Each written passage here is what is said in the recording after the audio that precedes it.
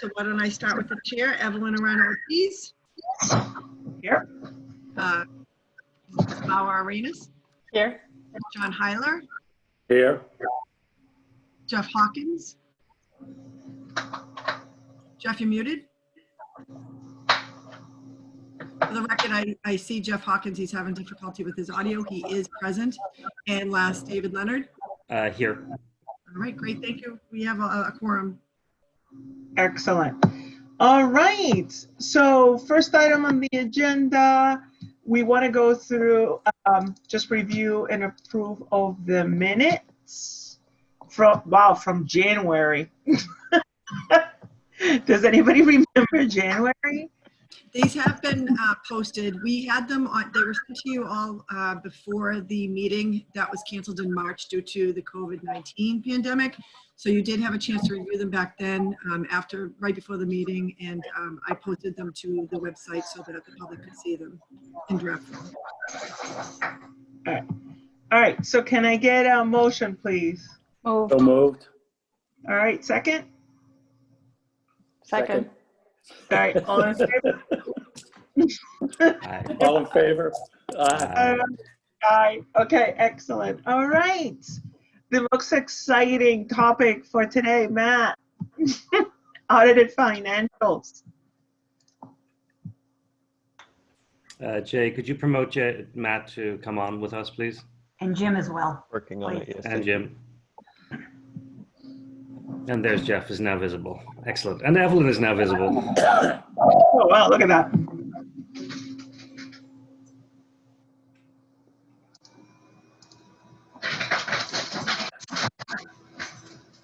And Matt and Jim, we see you as presenters. Matt, you have just unmuted. Jim, you have just unmuted. Great. Did everybody hear me? Yes. Yes. Can we ask the other participants to please mute their mics? Can you hear me okay as well? Yes. All right, there we go. All right, well, it's great to see everybody. A little bit of a different format. Obviously, we've all gotten used to these kind of online webinar type meetings. I know Jim and I have had a ton of these, so we go with the flow and we change course as needed. So, but good to see everybody. So today we're going to discuss a couple of things. Just want to talk about what our agenda is today. We're going to talk about the FY19 management letter. Because of the COVID-19 situation, we've never really had a chance to have a meeting to discuss that. So we'll discuss that today. And then we'll also go over the FY20 audit, go over the engagement as a whole, go over the financial statements, what's left to be done, etc. So without further ado, I'm going to kick it over to Jim, and he's going to talk about the FY19 management letter. Thank you, Matt, and well, thank you everybody for having us here today to present the results of the audit. I'm going to start with the fiscal 19 management letter, and just to give background on this, I was actually the one, I performed a site visit with BPL management just to go through the pay-for-print program, look at some of the controls and processes surrounding the program, and specifically collections over at the kiosks. And as a result of this review, we identified some recommendations for improvement just in the implementation, or excuse me, mainly the design of the processes that were in place over the kiosk system. So the first recommendation you'll see in the letter is just with the user access to the kiosk system. When we first did our visit, we identified that the BPL staff actually going and making the collections, there was only one username assigned that was used commonly for the financial staff that were making transactions at the kiosks. And in these situations, we want to recommend that there's a unique username assigned to each person that's actually accessing the kiosks. This just allows for a better paper trail, also provides some accountability surrounding those transactions as well. So when we looked into collections, this was the first point to bring up. Additionally, what we identified when we looked at the physical kiosk was that there's no login to access and empty the kiosks. It's all done physically. However, there is a login that the process is designed to fundamentally require a login for anybody that's accessing the kiosks, but that login in of itself doesn't deny somebody from physically accessing the kiosk. They're actually, you can get in with a key and actually empty the kiosk without logging in physically. So Our recommendation was to set up a process where a login would be required to physically empty the kiosks as opposed to keeping the system the same and having just that physical key as the security. Another comment that we identified is just related to the customer account balances in the Faro system. When we did our walkthrough, we actually did some testing surrounding the collections at the kiosk, but also the impacts of the payments on the kiosk to the customer accounts. We actually took it all the way through the system, and we identified that as far as the customers and paying for these pay for print programs, that there were situations that allowed customers to actually use the pay for print program even though they had a negative balance in their customer account. And just what we want to recommend is that those customer accounts, there's some sort of control that would not allow customers to be able to make payments when their account balances run negative.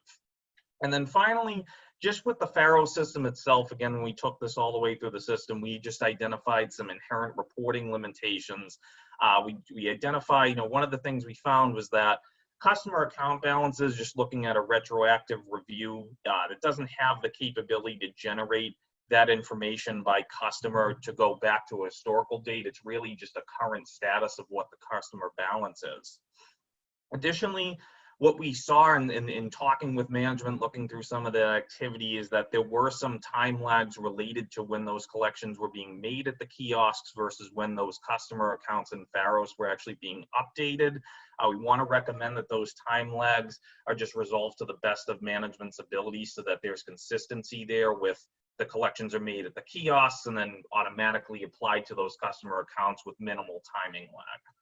And then finally, just when we look at that historical data with the archive transactions, we just identified that if transactions do go into archive status, they don't show up in the customer balances that are being used to reconcile the pay for print balances on a monthly basis. So if there's a way that those archive transactions can be modified so that they show up in the monthly reconciliation reports, that's just another recommendation we throw out there as possible. So that really pretty much summarizes the nature of the management letter, the recommendations comment. There were a couple of informational comments we called to attention as well regarding the implementation of GASB 84 for fiduciary activities, as well as GASB 87 for the lease implementation, just keeping an eye on leases that the library could be entering into over the next couple of years. There's going to be some increased financial reporting requirements for those leases. So with that, I would turn it over to Matt unless there's any questions surrounding the management letter.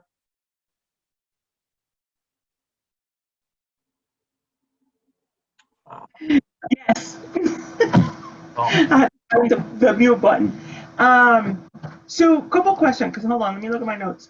Sure. So actually, this is more for the BPL staff. So how much of this can be addressed via process versus system? Because do we have, some of the things that you mentioned, Jim, may be system limitations, right? Correct. So how much can we address with process versus addressing system limitations, which would probably require, and actually that's another question, are we behind on upgrades? Are we up to date on upgrades? If we wanted to address system limitations, is that a system replacement? I just threw a lot out there, so who can? Why don't I just take a run at this, Evelyn? So I think this was a very helpful analysis that Jim and the team provided now quite some time ago. And anything procedurally that could be changed, including some of the account suggestions, has been done. And you'll see that in the management comments from the library. However, on the items that require code changes or updates to certain controls, the vendor is no longer supporting this product in terms of future upgrades and enhancements. And so the real requirement is to look forward to look at a replacement plan at some point in the near future. Our CTO, Kurt Mansberger, is preparing a technology strategy plan, which we haven't done in quite some time, which would outline a series of upgrades and system assessments that we need to do over the next few years. This obviously would now become one of the higher priority ones to tackle. Where there are actual financial anomalies in terms of the total number of accounts, it's actually pretty small balances and pretty small accounts.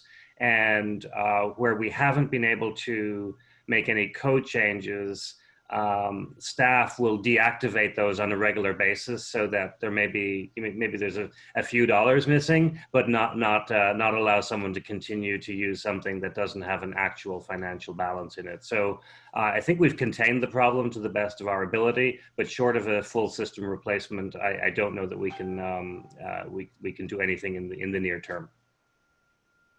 Yeah, so what I see is that it was installed in 2014, yet their support is limited. Is this just not a good company? I mean, it's so what's the, there's nothing we can do to get anything out of them for this? I mean, honestly, it sounds like not a very good system when I read the notes. It's a history of a system that was stretched to do more than it was originally designed to do. Okay. So I think there are core functions that work really, really well. But when they stood up to a system as complicated as the BPLs, and Brooklyn Public Library used it as well and did several enhancements, and would share our assessment that while it does core functionality really, really well, for what we and Brooklyn and a few of the larger systems were asking of it, it really was not up to the challenge after the fact, but performed well during testing and at the core functions. But in retrospect, I don't think it's been up to the challenge of what we would want. I think it also provides some challenges for staff and the public in terms of user friendliness, in addition to the challenges around completeness of transactions. Let's call it that way, that are embedded in code. Also, in the library world, technology has changed a lot since even 2014 or the period before that, where it would have been selected. So we look forward to looking for a replacement when we can get there. Okay. Thank you. Yeah, John, historically, this pay for print has been a pain in the, I mean, it has always shown up in the management letter. Like, we got rid of it for a while and then now it's back. So it's a challenging area for the library. And I think it's just the nature of the beast part of it. Yeah, when you're asking a system that's designed to handle cash as a way of depositing funds, when you're asking that kind of system to handle internet-based credit card processing, when it's not designed to handle fast transactions, it's not illogical to expect that there would be some problems. Yeah. All right. Any other questions around that? Okay. So no further comments on the manager letter? No. So, hey guys, do we want to, let's go through the financials and then we'll just do a motion we'll do the vote for both the financials and the management letter. Everybody okay with that? Yep. Okay. All right, Matt. All right, so we'll move on to the FY20 audit. So before we get into some of the numbers, just want to talk overall. Really want to commend Ellen, Sean, and the finance team, accounting team for being really prepared for the audit, given all the COVID-19 challenges and everything like that. And it was also some increased deadlines on getting the draft to the city. So I really want to commend BPL staff for doing a great job being ready for the audit. The audit was much more remote this year than it's been in years past, and the library really handled that very well. So I just wanted to commend everyone on that. So getting into the audit itself, pages 1 and 2 is your audit opinion. Happy to, again, this is in draft phase. We don't expect it to change, but you are receiving an unmodified opinion again on your audit, which means that the financial statements, in our opinion, are free of material misstatements. Getting into the numbers, if you look at page 19, your balance sheet, I want to focus in on the general fund, and then Jim will talk about non-major funds. So with general fund, honing in on fund balance, your overall general fund balance increased about 225,000, about 5% increase from the previous year. Matt, hold yeah. up. Is it page 19 on the PDF or page 19 on the actual? Page 19 of the actual report itself. All right, hold on. Let me get there. Don't go too Sure. fast. Now we're Sure. here. All right. Okay, you there? Yeah. Okay. So you'll see overall fund balance, it increased 226 rate, about 5%. You'll see on the balance sheet, you'll see the various categories of fund balance. There's certain amounts that are restricted, which means that they have to be spent for the purposes that they're restricted for. There's a small amount of committed fund balance for neighborhood outreach. That's been around for a couple of years now. That balance is starting to whittle down. And then you have amounts that are called assigned fund balance. Those are really more management earmarks for monies that could be changed around based on management decisions. But those earmarks, just going over a couple of the larger ones, there's some money set aside for IT equipment for 1.2 million, some amounts set aside for salaries, a little under 500 grand, and also furniture and photo duplication, a little bit under 500 grand. So what you're left with after all those restrictions and committed amounts and other amounts, you've got your unassigned fund balance, which is 1,341,890. That is a small decrease from the previous year, about a 7% decrease, about $100,000 decrease. But that unassigned fund balance does represent about 20% of your annual expenses, so it's a pretty healthy amount. And in terms of unassigned fund balance over the past 3 years, it's been in pretty much the range of between 1.2 and 1.4 million dollars. So overall, when you consider the fact that this was obviously a challenging year with COVID-19, to see an increase in your general fund is a good thing. Jumping into some of the revenue and expense activity, that's page 20, Evelyn, and anybody else who's looking at the financials. Just want to summarize your revenues and expenses. Your intergovernmental revenues increased about $470,000, about 13% from the previous year. There were a couple revenue categories that were directly impacted by the COVID-19 shutdowns. Your special events obviously is going to be negatively impacted by that. And what you saw was a decrease in special event revenue of about $600,000, about a 37% decrease. Same thing with fees and fines for services. You would expect that would decrease because of COVID-19, and that was the case as well.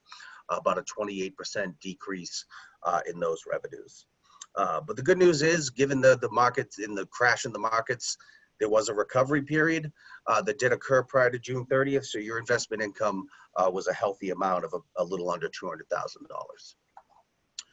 In terms of your general fund revenue trends over the past 5 years, revenues in the general fund have ranged anywhere between $5.4 million and $6.9 million.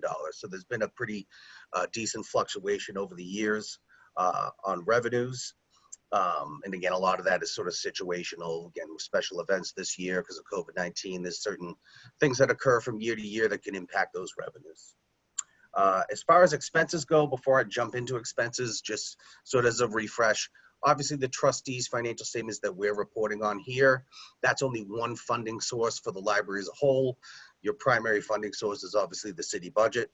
So you do see some fluctuations in expenses from year to year based on how the trustees decide to allocate their funds from year to year. So for example, with salaries and benefits this year, there was a 12% increase in salaries and benefits, but that's consistent with how the library decided to budget their funds as a whole. Same thing with books and materials. That saw a pretty healthy increase this year of about $500,000 from the previous year. And that is mainly due to increased database subscriptions and related maintenance.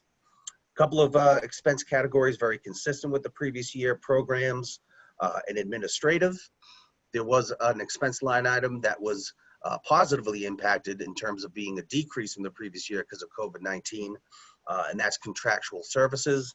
That went down about 300 grand, and most of that is because of decreased security costs from the COVID-19 shutdowns. And then equipment, furniture, and maintenance was pretty consistent with the previous year, about $1 million. In terms of overall expense trends, pretty similar to revenue trends. Expenses have ranged anywhere between $5 million and $7 million over the past 5 years. And again, that has to do with, situations that are unique from year to year, and also just the decision-making process as to how the library allocates its funds between the city budget and the trustees. So that's pretty much highlights of the general fund. One other fund I want to point out, and then Jim will take over with the non-major funds, is you also have a major fund called Fund for BPL. You'll see that on pages 19 and 20 as well. That's your previously known as the foundation, now known as the Fund for BPL. So last year was sort of the transition year for sort of that new reorganization of that particular group. So what you saw this year was a major increase in revenues. If you look at page 20, your contributions and gifts from the fund were a little under $1 million. That's an $840,000 increase from the previous year. And you'll also see expenses went up quite a bit, about 80% from the previous year, and that's because of the increase in revenues. You would expect to see a correlation between the increase in revenues and the increases in expenses. So those are the general fund highlights, Fund for BPL highlights, and now Jim is going to go over the non-major funds. Thanks, Matt. Thanks, Matt. So I'm going to call attention back to page 19. We'll go over just the year-end financial summary of that ending fund balance and the non-major funds.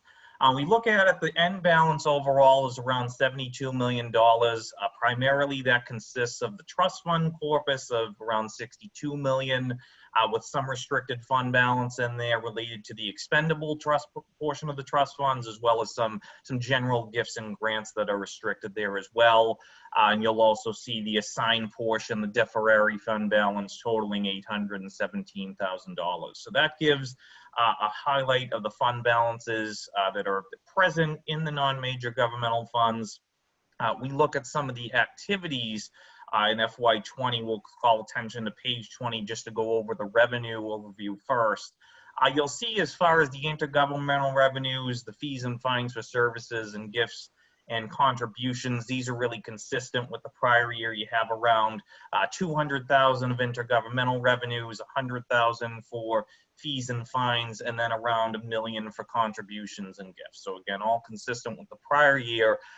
Mainly what we would highlight in the non-major governmental funds is the results of the investment income, which had around $2.1 million of total investment income for the year. However, that's a decrease of $2.4 million from the prior year. Now, looking at the COVID-19 pandemic's impact on the investment markets, this probably didn't come as a surprise.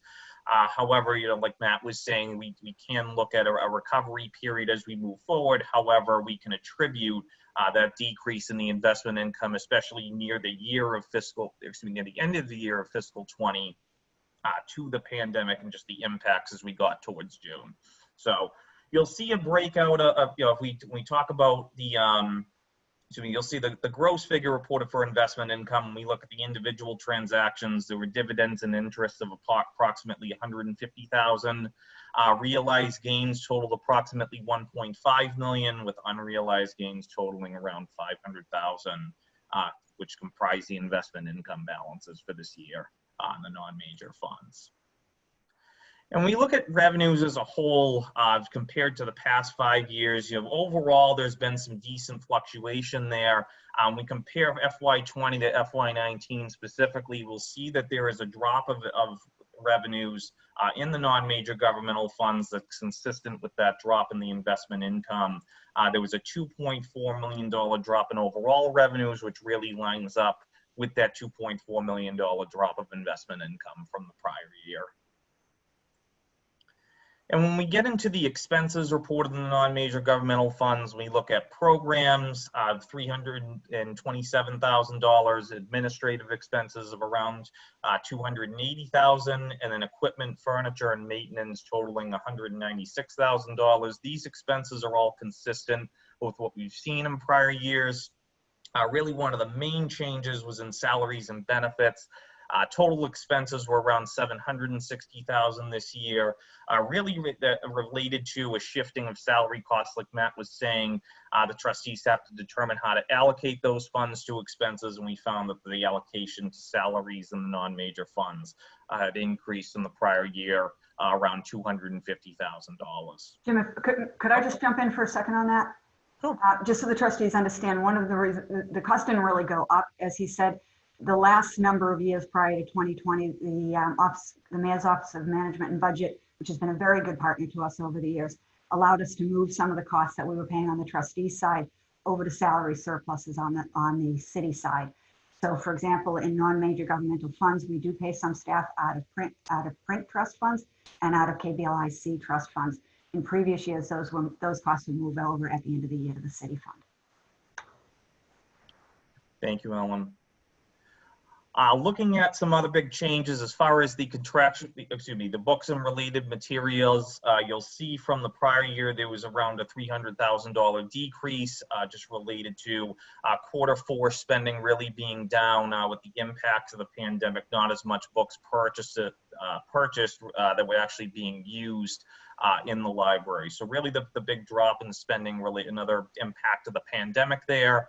And then finally, with contractual services and utilities, we're looking at a $300,000 decrease, primarily related to the photo duplication project that occurred in the prior year. Those expenses weren't present in the current year, which really caused the majority of that decrease. And we look at expenses just over the past 5 years, you're relatively consistent in the non-major governmental funds.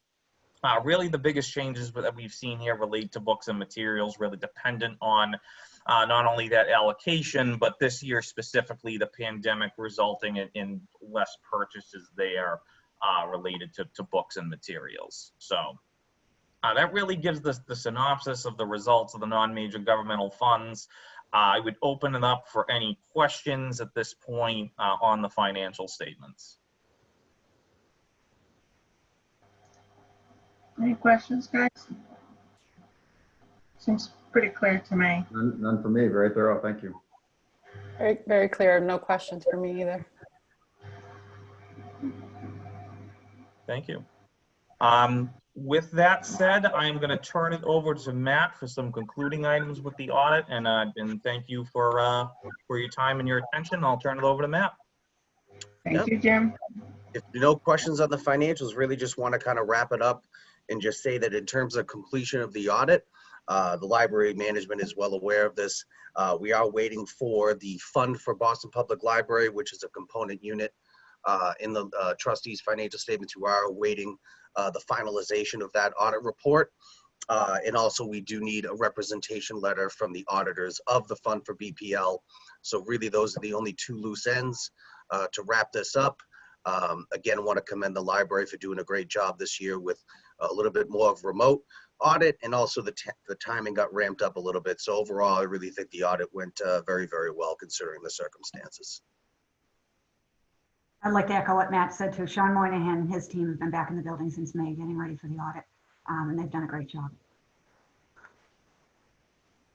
Hey, Matt, one question I have, just audit, logic, logistics, etc. Is there anything, because everything was done remote, is there anything that you feel you missed out on? Anything you wish you could have done that you couldn't done, or that you couldn't done but you would mitigate it in some way? I would say no, and I'll let Jim chime in to see if he feels differently. He was a little bit more involved in the nitty-gritty work. But the way that Jim did actually go there to pick up some information, so it wasn't completely 100% remote, but basically the way, and this is true with all of our audit clients that we have so far this year, is that we try to do as much as we can remote, but we are cognizant of the fact that if there's things that we have to be in the field for, because we really feel like it's necessary in order to do a full, complete quality audit, we would do that. But what we found to be the case, and again, Jim can chime in if you'd like, what we found to be the case is that we don't feel like there was any quality that was compromised for the audit. We feel like we were able to do all the procedures that we needed to do. And I think it's really something that we're seeing from a lot of our clients. We're just adapting to the new world that we're in. If we have to hop on to like a webinar and sort of do walkthroughs of things, share screens, things of that nature, whatever it is that we have to do to make it work, we found that we're able to do an audit remote and not feel like there's any reduction in quality. Yeah, Matt, I would echo that. To your point, as far as being there are going to be certain things we have to perform in the field, and Evelyn, I would just say as far as the on-site involvement, where I have experience with being on site with the library and being a familiar face to the library staff, I was actually really the personnel that went on site and obtained what we needed to grab on site in the field over at the library. So just having that time, being able to obtain what we need and just knowing where the materials are, I think that really helped us get a good start of gathering the physical and reviewing the physical materials there. From that point, what we implemented last year with staff was just we started using a remote information exchange. So there was like a secure document portal where items are being uploaded to us from management. So they already had familiarity with that process last year. And as a result of that, it really helps our remote work when they can send those items remotely and we're able to look at those remotely. So I think even last year we started to cut down on that on-site time, but being able to have that balance, I think that's what made this year successful. And I think management did a great job with getting us the requests that we need. I would also, I'd commend them as well on their timeliness too. I think that really helped us overall in just moving the audit along smoothly. So.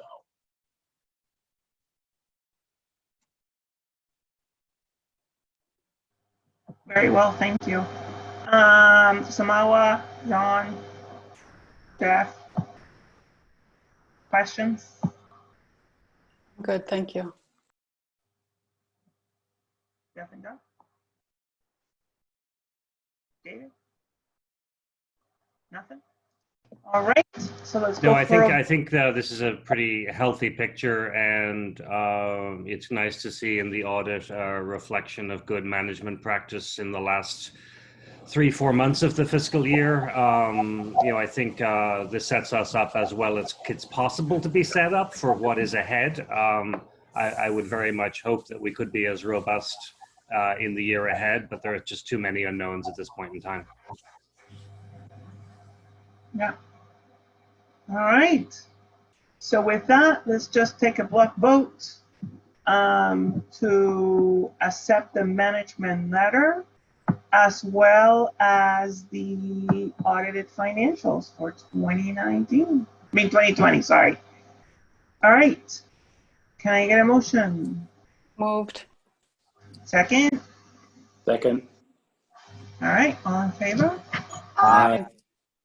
Thank you. All right, Miss Ellen.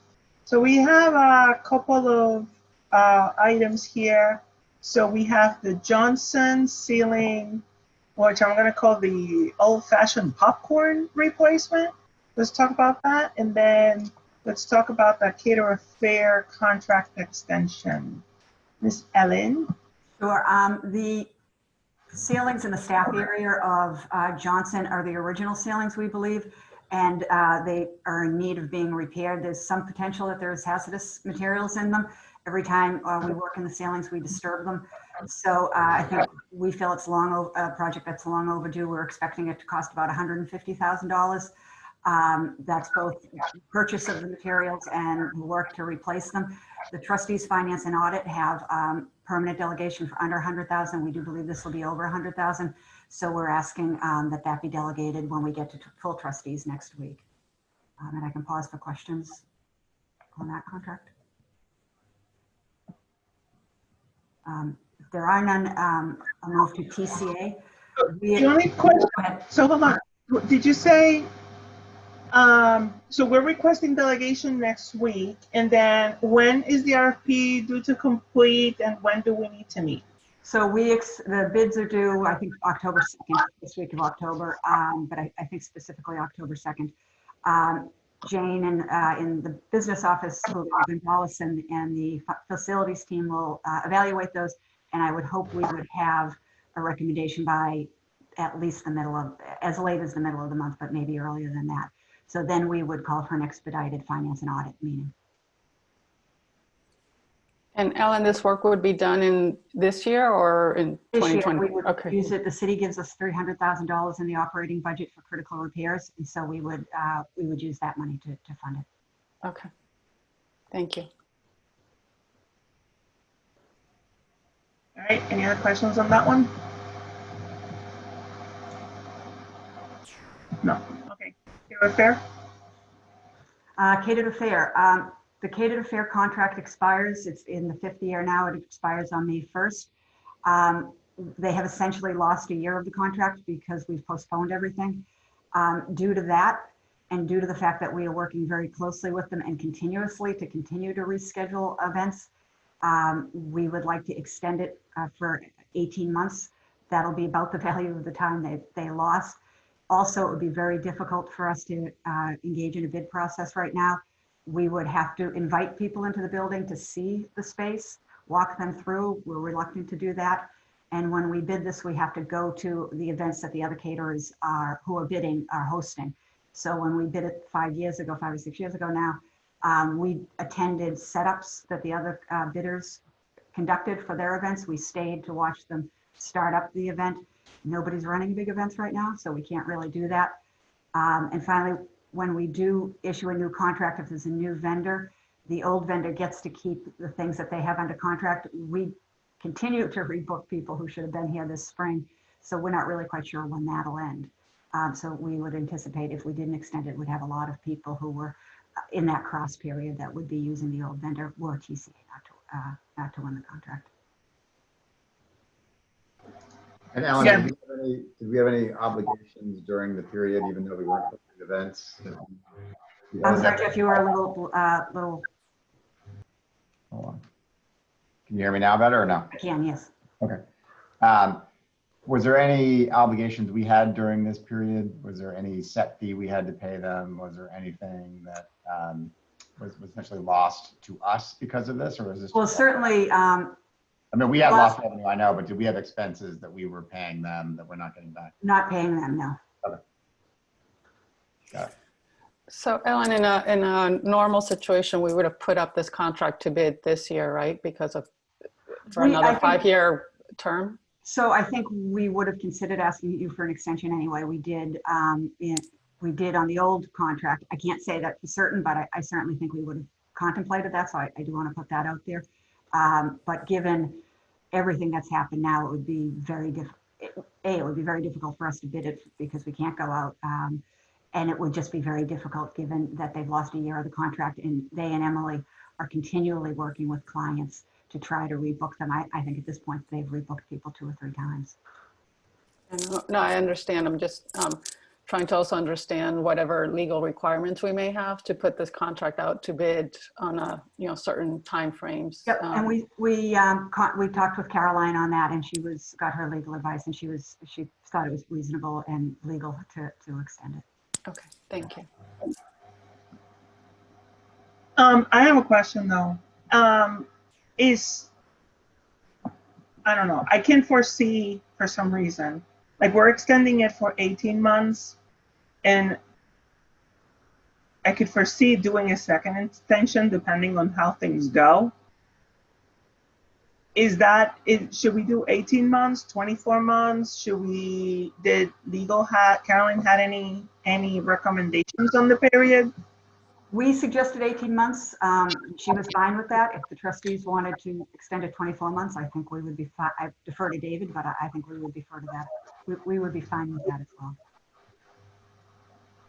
Yeah, I think there's merit in looking at the 18-month period, given what we know now, because I think in terms of the standards for procurement and bidding, we shouldn't just be extending indefinitely, and the 18-month period felt an appropriate number based upon what we know and what we don't know.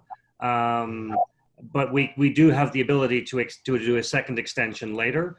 But in terms of preserving the opportunity to consider putting something out for bid in order to have a fair bidding, a fair procurement opportunity, this seems to be the preferred compromise at this point. Logistically, we will at some point have to look at the Newsfeed Cafe catered affair lease arrangement, which is the other contract or vehicle that the Catered Affair holds. And there's merit in seeing both of these contracts have a timeline that is in alignment, because I believe there is substantial merit in ensuring that those get bid ultimately as a joint contract rather than two separate ones, because of the interdependency of the catering, kitchen, cooking facilities. So what the 18-month period also does is it begins to lay the foundation for seeing these contracts be bid at the same time, even if not under a single umbrella. So David, and to that point, I was going to ask in terms of WGBH's contract, because they're under the Cater Affair contract, right? So that's correct. They're a subcontractor. So they're a subcontractor. So when the Newsfeed Cafe contract goes out to bid, that also includes GBH's studio, right? With that, it does. And so I think the merit is in having it all happen at the same time, even if we want to preserve legally the ability to award pieces or components separately. Right. Okay. And the other cafe that used to be the Map Room, that I can't remember now what that yes, new it's name now is. the Map Room Tea Lounge, plus the Courtyard Restaurant. Right. Those are both within the parameters of the overall catering contract, okay, and not bid separately. So there's two separate contracts: Newsfeed Cafe and then catering that includes these other two. Exactly. Got it. Okay. To me, 18 months seems reasonable. I wouldn't advocate for 24 months. That seems too long under a period of so much uncertainty, and the need that, you know, we have had the Cater Affair for a certain number of years, and just want to make sure that we're not just continuously extending the contract without putting it out to bid. And I know they've done a tremendous job in accommodating the library, but I feel like 18 months, in my opinion, would be the right amount of time.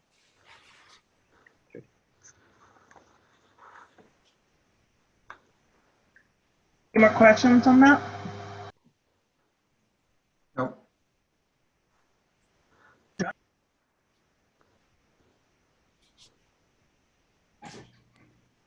All right. So the first one, the Johnstone ceiling work, that is specifically a request to delegate approval to this committee. You know, so once, you know, the RFP, you know, it's completed and the bids are due, we can then vote for that contract. Oh, what did you say was the expected, you know, estimated amount for that contract? About 150, we think. Okay. Can we include that for the trustee meeting so we know, so we can Absolutely. What they're giving us authorization to? And the Cater Affair, it's also a recommendation to go to the full board to request this extension. So let's take a vote for this lot. Can I get a motion? So moved. Second. Second. All in favor? Aye. Aye. Aye, thank you.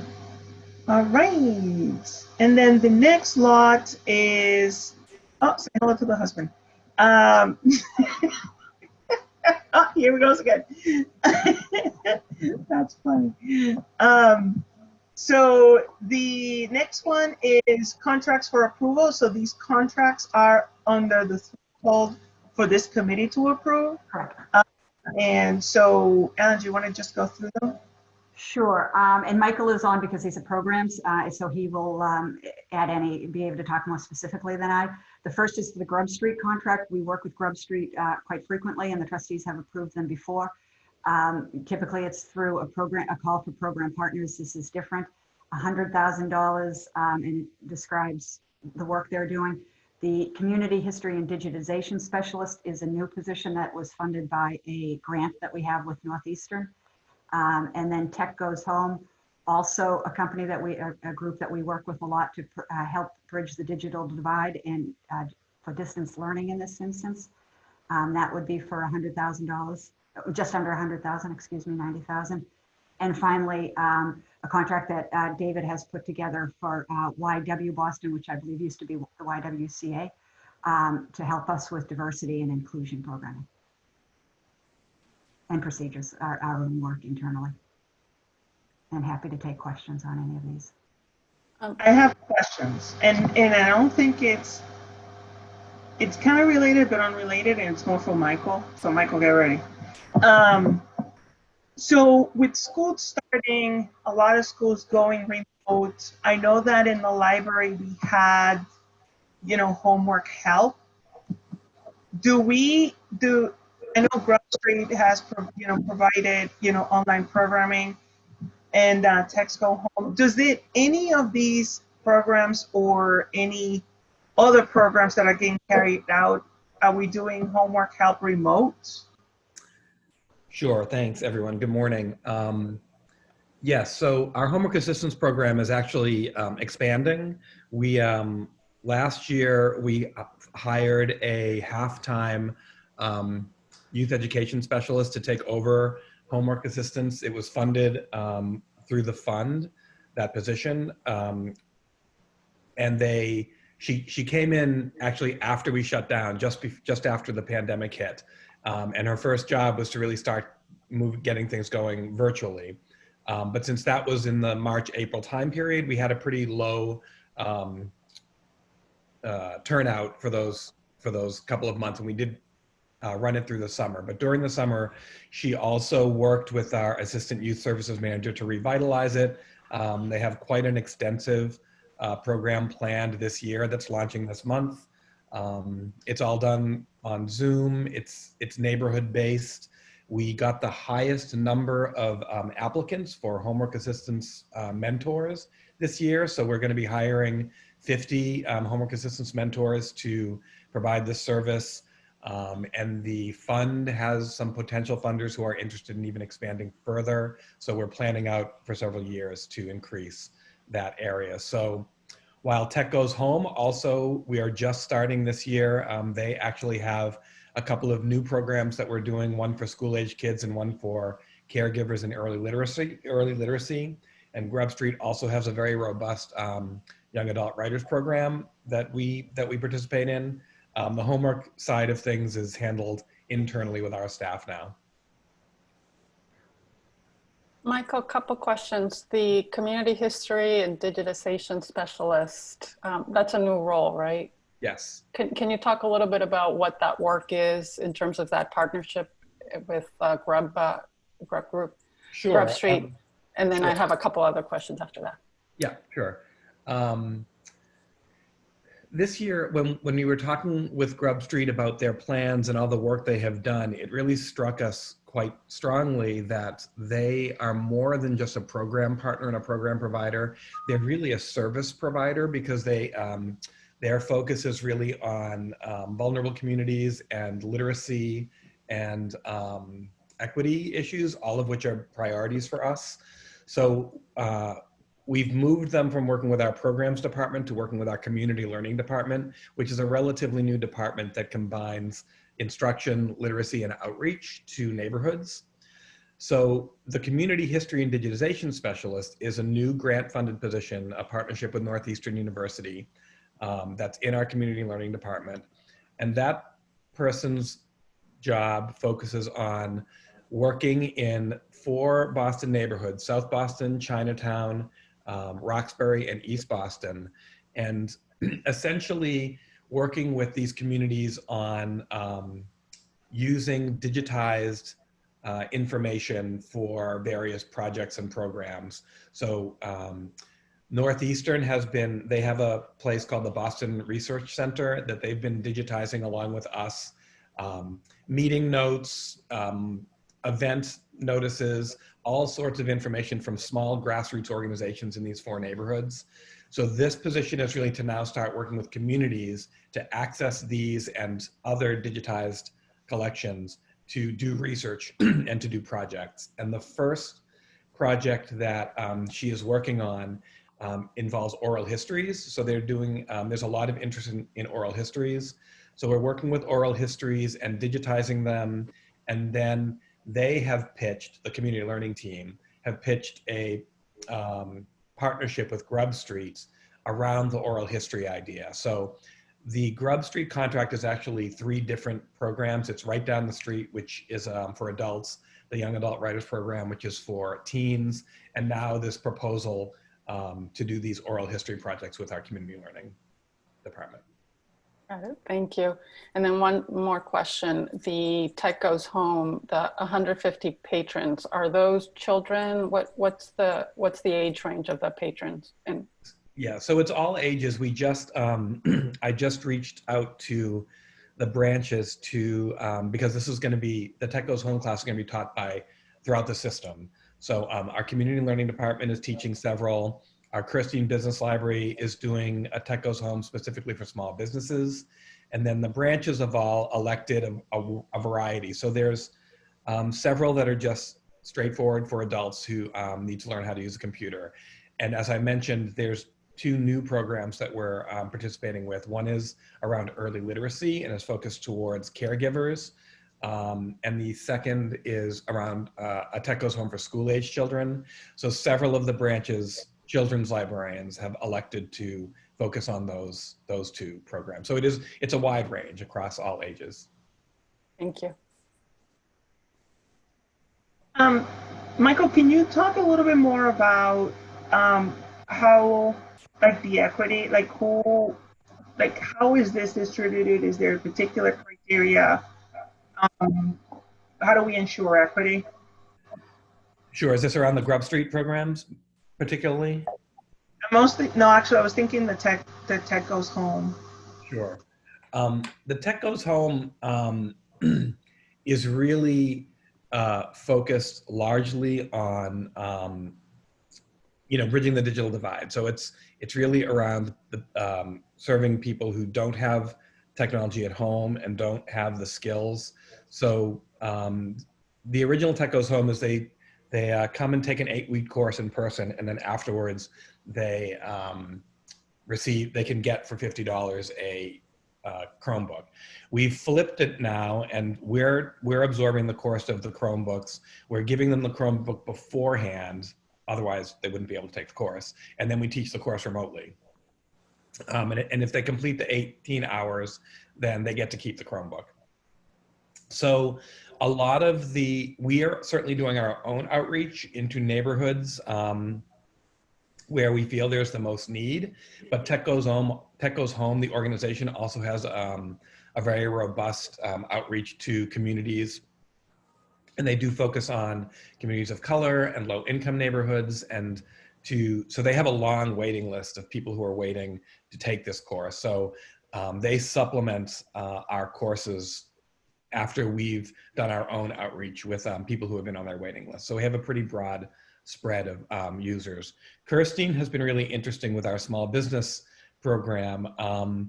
It's been very interesting. We've hoped when we renovated the Johnson building and we turned Kirstine into an innovation center, we were hoping we would reach communities of color, specifically entrepreneurs of color who might not be able to afford, for example, a co-working space, a membership in a co-working space. And that's actually what has happened. We've had several young African-American men who've been using our InnoLab to do some entrepreneurial work. Kirstine has partnered with a couple of groups to facilitate this. So I think they're just starting their small business Tech Goes Home, and they've seen a nice diverse group.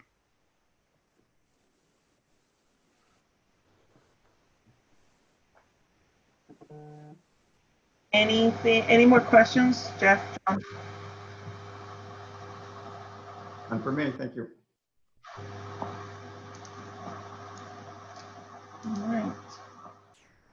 All right, so let's approve these as a lot. Can I get a motion? So moved. Second? Second. Okay, all in favor? Aye. Aye. Aye. All right, Thanks very much. thank you, Michael, very nice. Michael, just as in preparation to the full board, that information on the homework assistance, I think the trustees should hear about. So I didn't know if you had it in your bullets on the update, but that would be a good update for the full trustee board. Sure. David, if you'd like, we can invite Lena to come. She's our new youth educational coordinator, and she can give a very brief synopsis of how it's going. Yeah, that's fine. I think youth engagement more broadly will be one of the update topics, one of the major update topics for the full board at the end of the month. Great. Alrighty, cool. Thank you. All right. Gift grants, donations. So we provide this information every year, sort of as an FYI. Up until probably 10 years ago, that we weren't allowed to accept donations without trustee approval. That obviously caused a problem because you meet 6 or 7 times a year. So the process became that we would accept donations and then report annually. We did make one change this year. Mary Flynn Myers, the former director of the fund, had asked that when donations come directly to us, we send them to her to deposit and then to send them back to us. I think she was concerned that some donors get a letter from David and some donors get a letter from the fund, and it was sort of the confusing thing that the fund is supposed to try to fix for us. So you'll see a larger amount from the fund this year and fewer individual donations. That said, the fund and the associates continue to be our largest donors. Citywide Friends also gave quite a bit of money this past year. And I would note as well that the South End Friends group included a donation of over $40,000 to help with the refresh there. Aside from that, I'm happy. Yeah, I just want to make sure. Where are you are you in the after the financials? Yep, it should be the very last page. Very last page. I got it. Okay, thank you. Would you like Jay to put it up on the screen, Ellen? Sorry about my dog. No, I got it. I found it. Thank you. Okay. We're happy to answer any questions on that as well, but that is provided just as an FYI. Our marathon team continues to raise money for us. They're at 98,000. I think they're over 100 now. 3 of them did the virtual marathon, and we'll be doing some social media on that this week. And we, fingers crossed that they'll be running in April. We did offer our marathon team bibs next year. We didn't think it was particularly fair to ask them to raise all that money and then raise it again next year. So we do expect the 15 to run next year. Yeah, I was going to ask you about that, if they did the virtual marathon. At least 3, so. And we have flags up on the building. The BAA asked us to put flags up for virtual marathon week, so they looked good. Excellent. All right, any questions on that? Not from me. Anyway? No? Okay. Next, any new business? Just before we leave the gifts and reports, I think I just want to be on record as recognizing all of the donors and the organizations who this list represents, which includes all of the fund donors, the associates donors, implicitly the MAP Centers donors, and friends groups across the system, all who in their own way to just do an amazing job to support the library and augment the funds that we get from the city and from the state. So it's just taking a quick moment to add that to the record. Thank you. Thank you, David. Here. Good ad. And this year is going to be extra tough for, any nonprofit to raise any funds because everybody's revenues are low. So that, especially, special thanks during this time. All right, any new business? Nothing? All right, do we have public comment? Pamela, I don't know how we were doing public comment. We asked in the beginning for any participant to write in the chat that I will read into the record. Let me just check. Evelyn, did we take the vote to approve those contracts? I don't think we did. Yeah, we did. Okay, I apologize. Thank you for checking. Yeah, sorry. Can we just make one last call? If anyone has any kind of public comment, if you could please write in the chat you'd like to be added.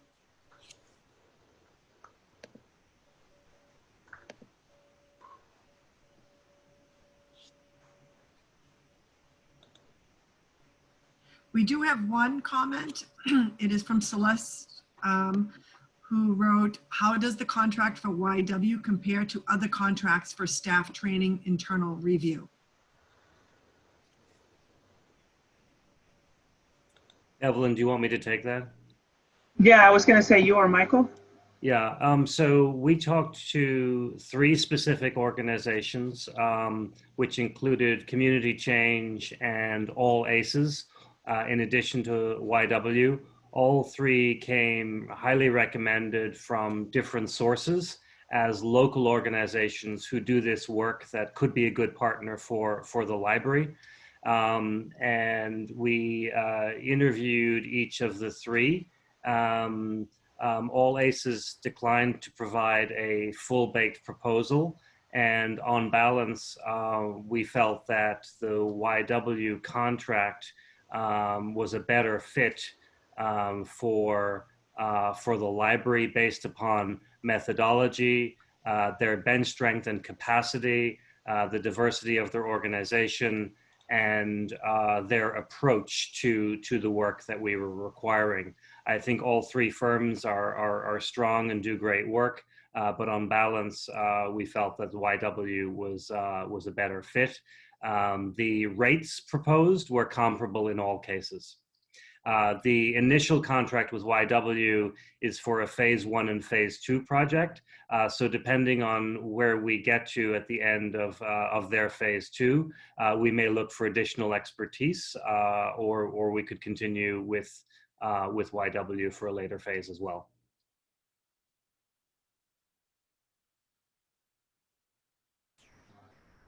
Any others?